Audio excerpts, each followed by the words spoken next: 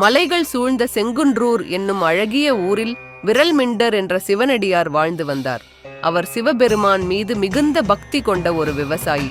தன் நிலத்தில் உழைப்பதையும் சிவனடியார்களுக்கு தொண்டு செய்வதையும் தன் வாழ்வின் நோக்கமாக கொண்டிருந்தார். விரல்மிண்டருக்கு ஒரு கொள்கை இருந்தது. சிவனை வணங்குவதை விட சிவனின் அடியார்களை வணங்குவதே சிறந்தது என்று உறுதியாக நம்பினார். எங்கெல்லாம் சிவனடியார்கள் கூடுகிறார்களோ அங்கெல்லாம் சென்று அவர்களுக்கு பணிவிடை செய்வதை வழக்கமாக கொண்டிருந்தார். பல சிவ தலங்களுக்கு பயணம் செய்த விரல்மிண்டர் திருவாரூர் திருத்தலத்தை அடைந்தார். அங்குள்ள தியாகராஜர் கோயிலின் அழகையும் அடியார்களின் கூட்டத்தையும் கண்டு அவர் மனம் நெகிழ்ந்தார். கோயிலுக்குள் தேவாசிரிய மண்டபத்தில் ஏராளமான சிவனடியார்கள் அமர்ந்து சிவனை புகழ்ந்து பாடிக்கொண்டிருந்தனர். விரல்மிண்டரும் அவர்களுடன் சேர்ந்து சிவானந்தத்தில் மூழ்கி அமர்ந்திருந்தார். அப்போது சிவபெருமானின் தோழரான சுந்தரமூர்த்தி நாயனார் அங்கே வந்தார். அவர் நேராக மூலவரை தரிசிக்கச் சென்றார். அங்கே கூடியிருந்த அடியார் கூட்டத்தை வணங்காமல் கடந்து சென்றார். இதைக் கண்ட விரல்மிண்டர் மிகுந்த கோபம் கொண்டார். அவர் எழுந்து நின்று, திருத்தொண்டர் கூட்டத்தை மதிக்காத வந்தொண்டரான சுந்தரர் எமக்கு தேவையில்லை, அவரை ஆட்கொண்ட சிவபெருமானும் இனி எனக்கு தேவையில்லை என்று முழங்கினார்.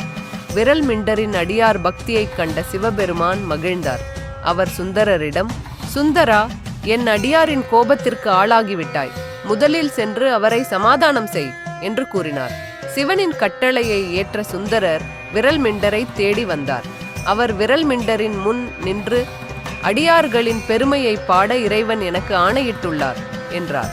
சுந்தரர் திருத்தொண்டத் தொகை என்னும் பதிகத்தை பாடத் தொடங்கினார்.